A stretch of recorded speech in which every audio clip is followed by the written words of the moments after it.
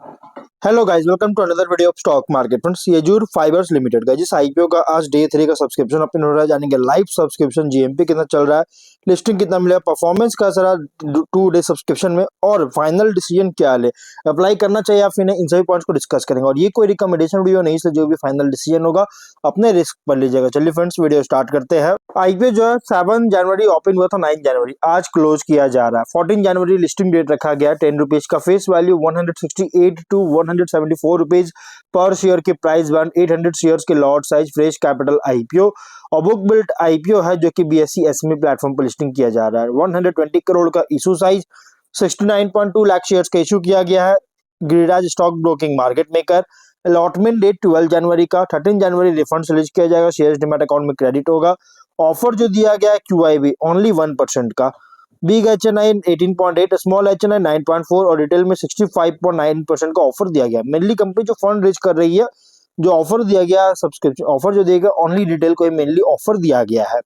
Retail में only 2 lot apply कर सकते हैं, 1600 शेयर्स मिलेंगे, 2.8 लाख रुपीज पे करना पड़ेगा। Small HNI minimum 3 lot 4.1 lakh rupees पे करना पड़ेगा, मैक्सिमम 7 लॉट 9.7 लाख रुपीज पे करना पड़ेगा। Big HNI minimum 8 lot apply कर सकते हैं, 11.1 लाख रुपीज पे करना पड़ेगा, मैक्सिमम कोई लिमिट नहीं है।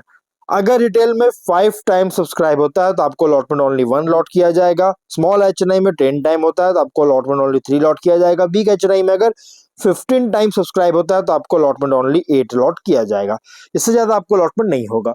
और अगर हम बात करेंगे, यहाँ पे ओनली क्यूआईबी को 1% ऑफर दिया गया है, इसलिए एंकर इंक्लूड नहीं है। सब्सक्रिप्शन की बात करें तो कंपनी के subscription QIB 1.03 time fully subscribe हो चुका है, जो कि 65.6 थाउजेंड शेयर्स के बीट किया 1.1 करोड़ का अगर देखा जाए तो। यहाँ पे अगर हम बात करें तो डे बाई डे सब्सक्रिप्शन अगर देखिएगा ना तो कोई खास इंक्रीज नहीं किया डे 2 में। आप यहाँ देख सकते हैं किसी भी कैटेगरीज में डे क्यूआईबी सेम था। एचएनआई में थोड़ा बहुत इंक्रीज किया है, रिटेल में थोड़ा बहुत इंक्रीज किया है। और big HNI 85% subscribe under subscribe 11 lakh shares का बीट किया 19 करोड़ का। Small HNI 93% subscribe 6 lakh shares का बीट किया 10.5 करोड़ का। मतलब एचएनआई अंडर सब्सक्राइब है, चाहे बिग एचएनआई हो या स्मॉल एचएनआई। रिटेल में 1.3 टाइम सब्सक्रिप्शन, जो कि फुल्ली से थोड़ा ज्यादा सब्सक्राइब देखने को मिला। 45.6 लाख शेयर्स का ऑफर था, 60 लाख शेयर्स का बीट किया 104 करोड़ का।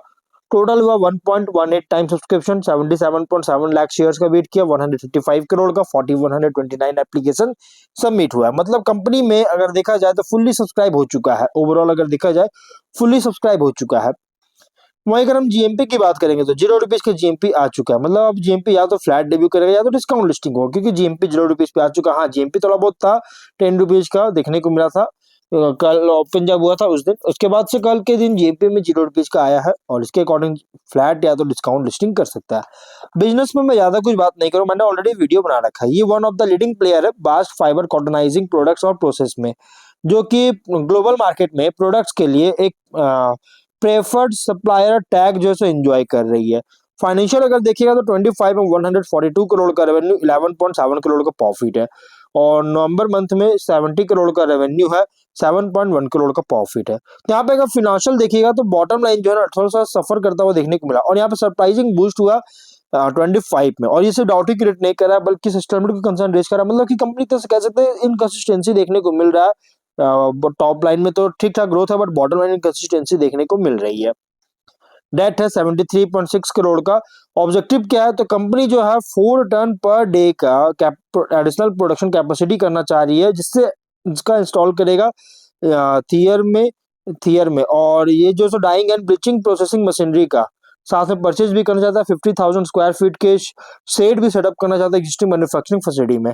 और कंपनी जो है सब्सिडियरी यशोदा लियोन लिमिटेड में से इन्वेस्टमेंट करके जो कि ग्रीनफील्ड यूनिट का सेटअप करने जा रही है। और working capital requirement general corporate purpose के लिए फंडिंग चाहता है। रेशियोज में आर ओ ई 27, आर ओ सी 17.1, आर ओ एन डब्ल्यू 27.6% का। डेट टू इक्विटी 1.3 टाइम का। P A T EBITDA margin 8.3 13.4 time percent का है। और पीबी है 8.8, पी रेशियो 23.5 टाइम का। प्रोमोटर होल्डिंग के प्री इशू 100%, पोस्ट इशू 69.5% का। और मार्केट कैप 395 करोड़ के अराउंड होगा।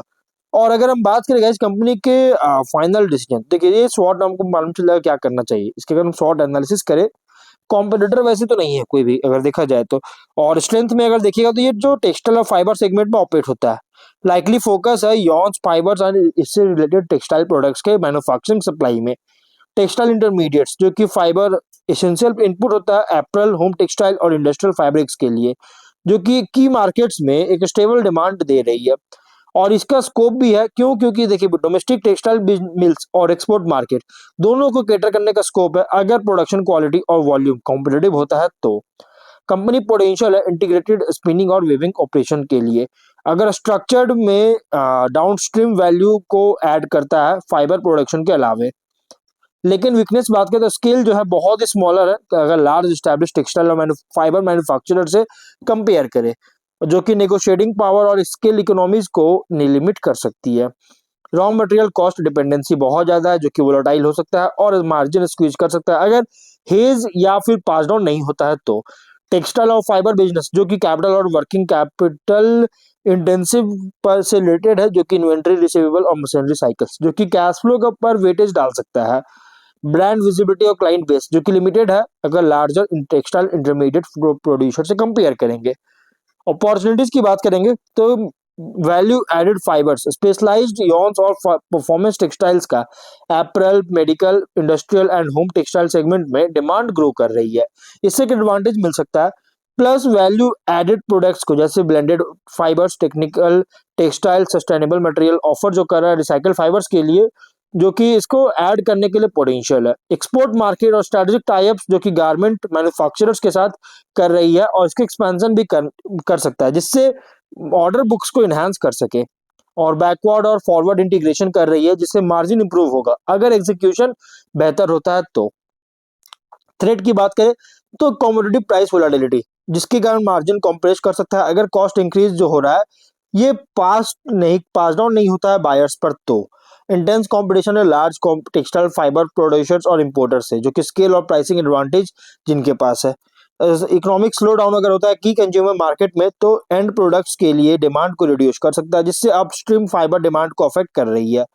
रेगुलेटरी या इन्वायरमेंटल कॉम्प्लायंस से रिलेटेड है, टेक्सटाइल प्रोसेसिंग पर से रिलेटेड है जिससे ऑपरेशन कॉस्ट को इंक्रीज कर सकता है। पीयर कॉन्टेक्स्ट में अगर लार्ज कंपनी से कंपेयर करेंगे तो बहुत छोटा कंपनी यूजुअल फाइबर जो है बहुत ही स्मॉलर है लेकिन फोकस्ड ज्यादा है। इसका एडवांटेज लाई करता है डिपेंड करता है लोकल मार्केट रिस्पॉन्सिवनेस पर, लेकिन स्केल और ब्रांड स्ट्रेंथ की कमी होने के कारण इसको बहुत बड़ा इंपैक्ट कर सकता है। अगर हम मिड टीयर कंपनी का कंपेयर करेंगे इससे कंपेयर करें तो product quality, cost control, customer relationship पर कंपीट तो करते हैं, लेकिन सक्सेस डिपेंड करता है क्वालिटी स्टैंडर्ड्स और सप्लाई कंसिस्टेंसी के मैच करने के एबिलिटी पर।